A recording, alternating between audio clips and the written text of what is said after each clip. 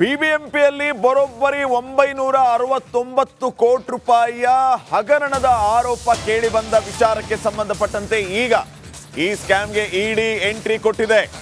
2016ರಲ್ಲಿ ನಡೆದಂತಹ ಬೋರ್ವೆಲ್ ಸ್ಕ್ಯಾಮ್ಗೆ ಈಗ ಇಡಿ ಎಂಟ್ರಿಯನ್ನ ಕೊಟ್ಟಿರೋದು.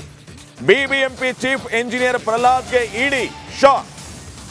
ಚೀಫ್ ಇಂಜಿನಿಯರ್ ಕಚೇರಿಯ ಮೇಲೆ ಇಡಿ ದಾಳಿಯನ್ನ ನಡೆಸಿದೆ. ಇಡಿಯಿಂದ ಚೀಫ್ ಇಂಜಿನಿಯರ್ ಪ್ರಹ್ಲಾದ್ಗೆ ಈಗ ಡ್ರಿಲ್ ಮಾಡುವಂತಹ ಕೆಲಸ. 2016ರಲ್ಲಿ ನಡೆದಿದ್ದ ಬೋರ್ವೆಲ್ ಹಗರಣದ ಸಂಬಂಧ ಈ ದಾಳಿ ನಡೆದಿದೆ. ಬೋರ್ವೆಲ್ ಅಲ್ಲಿ 969 ಕೋಟಿ ರೂಪಾಯಿ ಹಗರಣದ ಆರೋಪ ಕೇಳಿ ಬಂದಿದೆ. ಈಗ ಈ ಆರೋಪಕ್ಕೆ ಸಂಬಂಧಪಟ್ಟಂತೆ ಇಡಿ ಎಂಟ್ರಿ ಕೊಟ್ಟಿರೋದು.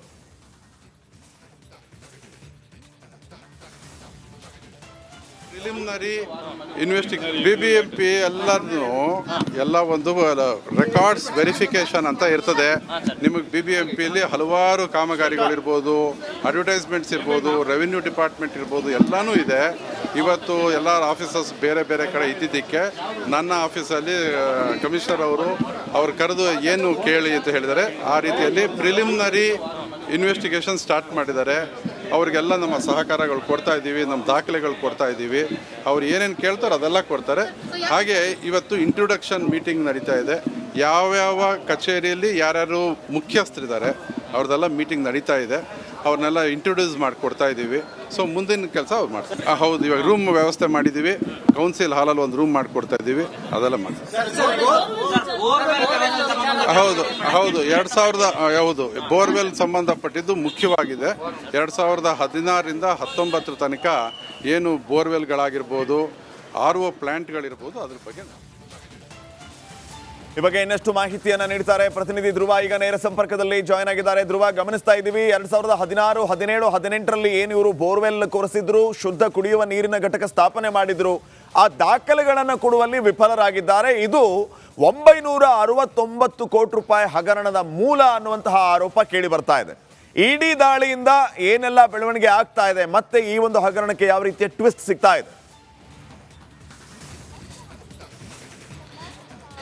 ಶ್ರೀಪಾದ್, ಇವತ್ತು ಸರಿಯಾಗಿ 11 ಗಂಟೆಗೆ ಇಡಿ ಅಧಿಕಾರಿಗಳು ಬಿಬಿಎಂಪಿ ಕೇಂದ್ರ ಕಚೇರಿಯಲ್ಲಿದ್ದಂತಹ ಪ್ರಧಾನ ಅಭಿಯಂತರ ಪ್ರಹ್ಲಾದ್ ಅವರ ಕಚೇರಿಗೆ ಎಂಟ್ರಿಯನ್ನ ಕೊಟ್ಟು ಈ 2016, 17, 18 ಮತ್ತು 19ರಲ್ಲಿ ನಡೆದಂತಹ ಬೋರ್ವೆಲ್ ಹಗರಣ ಏನಿದೆ ಅದಕ್ಕೆ ಸಂಬಂಧಪಟ್ಟ ಹಾಗೆ ದಾಖಲೆ ಪರಿಶೀಲನೆ ಕೆಲಸವನ್ನ ಕೂಡ ಮಾಡಿದ್ರು. ಸುಮಾರು 7 ಜನ ಅಧಿಕಾರಿಗಳ ತಂಡ ಈಗಲೂ ಕೂಡ ನಿರಂತರವಾಗಿ ದಾಖಲೆಗಳ ಪರಿಶೀಲನೆಯನ್ನ ಮಾಡ್ತಾ ಇದ್ದಾರೆ. ನಾನೀಗ ನೇರವಾಗಿ ನಿಮಗೆ ದೃಶ್ಯದಲ್ಲಿ ತೋರಿಸುವಂತ ಪ್ರಯತ್ನವನ್ನ ಕೂಡ ಮಾಡ್ತೀನಿ. ಗಮನಿಸ್ತಾ ಇರಬಹುದು ನೀವು, ಬಿಬಿಎಂಪಿಯ ಅನೆಕ್ಸ್ 3 ಕಟ್ಟಡದ 6ನೇ ಮಹಡಿಯಲ್ಲಿ ಈಗ ಸದ್ಯ ಇಡಿ ಅಧಿಕಾರಿಗಳು ಬಿಬಿಎಂಪಿ ಪ್ರಧಾನ ಅಭಿಯಂತರ ಪ್ರಹ್ಲಾದ್ ಅವರನ್ನ ಕರ್ಕೊಂಡು ಹೋಗಿದ್ದಾರೆ. ಮುಖ್ಯವಾಗಿ 2018 3 ವರ್ಷದಲ್ಲಿ ನಡೆದಂತಹ 968 ಕೋಟಿ ಖರ್ಚು ಮಾಡಿ 9558 ಬೋರ್ವೆಲ್ಗಳನ್ನ ಕೂಡ ಕೊರೆಸಲಾಗಿತ್ತು. ಆದರೆ ಆ ಒಂದು ಬೋರ್ವೆಲ್ ಕೊರೆಸುವಂತಹ ಸಂದರ್ಭದಲ್ಲಿ ಲೆಕ್ಕವನ್ನ ತಪ್ಪಾಗಿ ನೀಡಿದ್ದಾರೆ ಎನ್ನುವಂಥದ್ದು. ಅಂದ್ರೆ 10% ಕೊಳವೆ ಬಾವಿಗಳ ಕೊರೆಸಿರೋದ್ರ ಬಗ್ಗೆ ದಾಖಲೆಯನ್ನ ಕೊಡಲು ಪಾಲಿಕೆ ಅಧಿಕಾರಿಗಳು ವಿಫಲರಾಗಿದ್ರು. ಹೀಗಾಗಿ ಈ ವಿಚಾರಕ್ಕೆ ಸಂಬಂಧಪಟ್ಟ ಹಾಗೆ ಆಗಿನ ಬಿಜೆಪಿಯ ಬಿಬಿಎಂಪಿ ಆಯುಕ್ತ ಅಂದ್ರೆ ಬಿಬಿಎಂಪಿ ವಿಪಕ್ಷ ನಾಯಕ ಆಗಿದ್ದಂತಹ NR ರಮೇಶ್ ಅವರು ACBಗೆ ದೂರನ್ನ ಕೂಡ ನೀಡಿದ್ರು. ACB ತನಿಖೆಯನ್ನ ನಡೆಸಿ ಅದನ್ನ ಲೋಕಾಯುಕ್ತ ಆದ ನಂತರ ಲೋಕಾಯುಕ್ತದವರು ಆ ತನಿಖೆಯನ್ನ ಕೈಗೆತ್ತಿಕೊಂಡಿದ್ರು. ಅದಾದ ನಂತರ 2022ರಲ್ಲಿ ಈ ಒಂದು ಪ್ರಕರಣ ಇಡಿಗೆ ವರ್ಗಾವಣೆ ಆಗುತ್ತೆ. ಇಡಿ ಅವರು ನೋಟಿಸ್ ಅನ್ನ ಕೊಟ್ಟು ಹಲವು ಬಾರಿ ವಿಚಾರಣೆಗೆ ಕೂಡ ಬಿಬಿಎಂಪಿ ಅಧಿಕಾರಿಗಳನ್ನ ಕರೆದಿದ್ರು. ಆದ್ರೆ ಬಿಬಿಎಂಪಿ ಅಧಿಕಾರಿಗಳು ಯಾವುದೇ ತರಹದ ಒಂದು ರಿಯಾಕ್ಟ್ ಅನ್ನ ಮಾಡಿರಲಿಲ್ಲ, ಉತ್ತರವನ್ನ ನೀಡಿರಲಿಲ್ಲ. ಹೀಗಾಗಿ ಇವತ್ತು ಈ ಒಂದು ಕಚೇರಿಗೆ ಬಂದು ದಾಖಲಾತಿಗಳನ್ನ ಪರಿಶೀಲನೆ ಮಾಡ್ತಾ ಇದ್ದಾರೆ. ಇದಕ್ಕೆ ಸಂಬಂಧಪಟ್ಟ ಹಾಗೆ ವಲಯ ಆಯುಕ್ತರಿರ್ಬೋದು, ವಲಯ ಇಂಜಿನಿಯರ್ ಇರ್ಬೋದು, ಹಾಗೆ ಪ್ರತಿಯೊಂದು ಇಂಜಿನಿಯರ್ಗಳನ್ನ ಸಂಬಂಧಪಟ್ಟವ್ರನ್ನ ಕರೆಸಿ ದಾಖಲೆಗಳನ್ನ ಪಡೆದುಕೊಂಡು ಅವ್ರನ್ನ ವಿಚಾರಣೆ ಕೂಡ ಮಾಡಿಸ್ತಾ ಇದ್ದಾರೆ. ಇನ್ನೊಂದು ವಿಚಾರ ಈಗ ಬಯಲಿಗೆ ಬರ್ತಾ ಇರುವಂತದ್ದು, ಇನ್ನೊಂದು ಇದೇ ಅವಧಿಯಲ್ಲಿ ನಡೆದಂತ ವೈಟ್ ಟ್ಯಾಪಿಂಗ್ ನಲ್ಲಿ ಕೂಡ ಒಂದು ಬಹುಕೋಟಿ ಹಗರಣ ಆಗಿತ್ತು ಅನ್ನುವಂಥದ್ದು. ಈ ವೈಟ್ ಟ್ಯಾಪಿಂಗ್ ಕಾಮಗಾರಿ ಏನಿದೆ ಅದಕ್ಕೆ ಸಂಬಂಧಪಟ್ಟ ಹಾಗೆ ಬಿಜೆಪಿ ಶಾಸಕರ ನಿಯೋಗ ಕೂಡ 2019ರಲ್ಲಿ ಲೋಕಾಯುಕ್ತಕ್ಕೆ ದೂರು ನೀಡಿತ್ತು. ಈ ಎರಡೂ ಪ್ರಕರಣದಲ್ಲಿ ಈಗ ಸದ್ಯ ಇಡಿ ಅಧಿಕಾರಿಗಳು ದಾಖಲೆಗಳನ್ನ ಪರಿಶೀಲಿಸಿ ಒಂದು ವಿಚಾರಣೆಯನ್ನ ಕೂಡ ನಡೆಸ್ತಾ ಇದ್ದಾರೆ. ಈ ದಾಳಿಯ ವೇಳೆ ಏನೆಲ್ಲ ಸಿಗುತ್ತೆ ಅನ್ನುವಂಥದ್ದು ಕೂಡ ಸಾಕಷ್ಟು ಕುತೂಹಲ ಆಗಿರುವಂಥದ್ದು. ಈಗ ಪ್ರಹ್ಲಾದ್ ಅವರು ಕೂಡ ರಿಯಾಕ್ಟ್ ಮಾಡಿದ್ರು, ನಾವು ಎಲ್ಲದಕ್ಕೂ ಕೂಡ ಸಹಕಾರ ಮಾಡ್ತೀವಿ, ಒಂದು ಸಪರೇಟ್ ರೂಮ್ ನಲ್ಲಿ ಎಲ್ಲಾ ದಾಖಲೆಗಳನ್ನ ಒದಗಿಸುವಂತ ಕೆಲಸವನ್ನ ಕೂಡ ಮಾಡ್ತೀವಿ ಅಂತ ಇದ್ದಾರೆ. ಅದರಂತೆ ಈಗ ಎಲ್ಲ ಇಂಜಿನಿಯರ್ಗಳು ಕೂಡ ಇಲ್ಲಿ ಆಗಮಿಸ್ತಾ ಇದ್ದಾರೆ, ಯಾವ್ಯಾವ ದಾಖಲೆಗಳನ್ನ ಕೇಳ್ತಾ ಇದ್ದಾರೆ ಎಲ್ಲವನ್ನ ಕೂಡ ಈಗ ನೀಡುವಂತ ಕೆಲಸ. ಬಿಬಿಎಂಪಿಯಲ್ಲಿ ಬರೋಬ್ಬರಿ 969 ಕೋಟಿ ರೂಪಾಯಿಯ ಹಗರಣದ ಆರೋಪ ಕೇಳಿ ಬಂದ ವಿಚಾರಕ್ಕೆ ಸಂಬಂಧಪಟ್ಟಂತೆ ಈಗ ಈ ಸ್ಕ್ಯಾಮ್ಗೆ ಇಡಿ ಎಂಟ್ರಿ ಕೊಟ್ಟಿದೆ. 2016ರಲ್ಲಿ ನಡೆದಂತಹ ಬೋರ್ವೆಲ್ ಸ್ಕ್ಯಾಮ್ಗೆ ಈಗ ಇಡಿ ಎಂಟ್ರಿಯನ್ನ ಕೊಟ್ಟಿರೋದು. ಬಿಬಿಎಂಪಿ ಚೀಫ್ ಇಂಜಿನಿಯರ್ ಪ್ರಹ್ಲಾದ್ಗೆ ಇಡಿ ಶಾಕ್. ಚೀಫ್ ಇಂಜಿನಿಯರ್ ಕಚೇರಿಯ ಮೇಲೆ ಇಡಿ ದಾಳಿಯನ್ನ ನಡೆಸಿದೆ. ಇಡಿಯಿಂದ ಚೀಫ್ ಇಂಜಿನಿಯರ್ ಪ್ರಹ್ಲಾದ್ಗೆ ಈಗ ಡ್ರಿಲ್ ಮಾಡುವಂತಹ ಕೆಲಸ. 2016ರಲ್ಲಿ ನಡೆದಿದ್ದ ಬೋರ್ವೆಲ್ ಹಗರಣದ ಸಂಬಂಧ ಈ ದಾಳಿ ನಡೆದಿದೆ.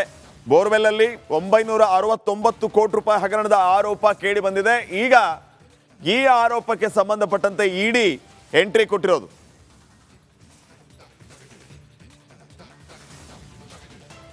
ಪ್ರಿಲಿಮಿನರಿ ಬಿಬಿಎಂಪಿ ಎಲ್ಲ ಒಂದು ರೆಕಾರ್ಡ್ಸ್ ವೆರಿಫಿಕೇಶನ್ ಅಂತ ಇರ್ತದೆ. ನಿಮಗೆ ಬಿಬಿಎಂಪಿಯಲ್ಲಿ ಹಲವಾರು ಕಾಮಗಾರಿಗಳಿರ್ಬೋದು, ಅಡ್ವರ್ಟೈಸ್ಮೆಂಟ್ಸ್ ಇರ್ಬೋದು, ರೆವಿನ್ಯೂ ಡಿಪಾರ್ಟ್ಮೆಂಟ್ ಇರ್ಬೋದು, ಎಲ್ಲನೂ ಇದೆ. ಇವತ್ತು ಎಲ್ಲ ಆಫೀಸರ್ಸ್ ಬೇರೆ ಬೇರೆ ಕಡೆ ಇದ್ದಿದ್ದಕ್ಕೆ ನನ್ನ ಆಫೀಸಲ್ಲಿ ಕಮಿಷನರ್ ಅವ್ರು ಕರೆದು ಏನು ಕೇಳಿ ಅಂತ ಹೇಳಿದ್ದಾರೆ. ಆ ರೀತಿಯಲ್ಲಿ ಪ್ರಿಲಿಮಿನರಿ ಇನ್ವೆಸ್ಟಿಗೇಷನ್ ಸ್ಟಾರ್ಟ್ ಮಾಡಿದ್ದಾರೆ. ಅವರಿಗೆಲ್ಲ ನಮ್ಮ ಸಹಕಾರಗಳು ಕೊಡ್ತಾ ಇದ್ದೀವಿ, ನಮ್ಮ ದಾಖಲೆಗಳು ಕೊಡ್ತಾ ಇದ್ದೀವಿ. ಅವ್ರು ಏನೇನು ಕೇಳ್ತಾರೋ ಅದೆಲ್ಲ ಕೊಡ್ತಾರೆ. ಹಾಗೆ ಇವತ್ತು ಇಂಟ್ರೊಡಕ್ಷನ್ ಮೀಟಿಂಗ್ ನಡೀತಾ ಇದೆ. ಯಾವ್ಯಾವ ಕಚೇರಿಯಲ್ಲಿ ಯಾರ್ಯಾರು ಮುಖ್ಯಸ್ಥರಿದ್ದಾರೆ ಅವ್ರದ್ದೆಲ್ಲ ಮೀಟಿಂಗ್ ನಡೀತಾ ಇದೆ. ಅವ್ರನ್ನೆಲ್ಲ ಇಂಟ್ರೊಡ್ಯೂಸ್ ಮಾಡಿಕೊಡ್ತಾ ಇದ್ದೀವಿ. ಸೊ ಮುಂದಿನ ಕೆಲಸ ಅವ್ರು ಮಾಡ್ತಾರೆ. ಹೌದು, ಇವಾಗ ರೂಮ್ ವ್ಯವಸ್ಥೆ ಮಾಡಿದ್ದೀವಿ. ಕೌನ್ಸಿಲ್ ಹಾಲಲ್ಲಿ ಒಂದು ರೂಮ್ ಮಾಡಿಕೊಡ್ತಾ ಇದ್ದೀವಿ, ಅದೆಲ್ಲ ಮಾಡ್ತೀವಿ. ಹೌದು 2000 ಬೋರ್ವೆಲ್ ಸಂಬಂಧಪಟ್ಟಿದ್ದು ಮುಖ್ಯವಾಗಿದೆ. 2016ರಿಂದ 19 ತನಕ ಏನು ಬೋರ್ವೆಲ್ಗಳಾಗಿರ್ಬೋದು, RO ಪ್ಲಾಂಟ್ಗಳಿರ್ಬೋದು, ಅದ್ರ ಬಗ್ಗೆ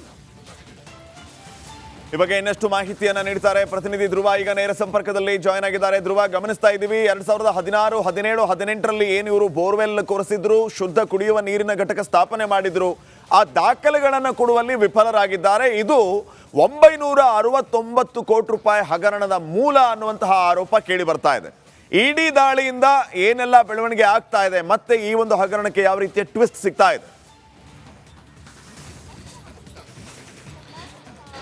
ಶ್ರೀಪಾದ್, ಇವತ್ತು ಸರಿಯಾಗಿ 11 ಗಂಟೆಗೆ ಇಡಿ ಅಧಿಕಾರಿಗಳು ಬಿಬಿಎಂಪಿ ಕೇಂದ್ರ ಕಚೇರಿಯಲ್ಲಿದ್ದಂತಹ ಪ್ರಧಾನ ಅಭಿಯಂತರ ಪ್ರಹ್ಲಾದ್ ಅವರ ಕಚೇರಿಗೆ ಎಂಟ್ರಿಯನ್ನ ಕೊಟ್ಟು ಈ 2016, 17, 18 ಮತ್ತು 19ರಲ್ಲಿ ನಡೆದಂತಹ ಬೋರ್ವೆಲ್ ಹಗರಣ ಏನಿದೆ ಅದಕ್ಕೆ ಸಂಬಂಧಪಟ್ಟ ಹಾಗೆ ದಾಖಲೆ ಪರಿಶೀಲನೆ ಕೆಲಸವನ್ನ ಕೂಡ ಮಾಡಿದ್ರು. ಸುಮಾರು 7 ಜನ ಅಧಿಕಾರಿಗಳ ತಂಡ ಈಗಲೂ ಕೂಡ ನಿರಂತರವಾಗಿ ದಾಖಲೆಗಳ ಪರಿಶೀಲನೆಯನ್ನ ಮಾಡ್ತಾ ಇದ್ದಾರೆ. ನಾನೀಗ ನೇರವಾಗಿ ನಿಮಗೆ ದೃಶ್ಯದಲ್ಲಿ ತೋರಿಸುವಂತ ಪ್ರಯತ್ನವನ್ನ ಕೂಡ ಮಾಡ್ತೀನಿ. ಗಮನಿಸ್ತಾ ಇರಬಹುದು ನೀವು, ಬಿಬಿಎಂಪಿಯ ಅನೆಕ್ಸ್ 3 ಕಟ್ಟಡದ 6ನೇ ಮಹಡಿಯಲ್ಲಿ ಈಗ ಸದ್ಯ ಇಡಿ ಅಧಿಕಾರಿಗಳು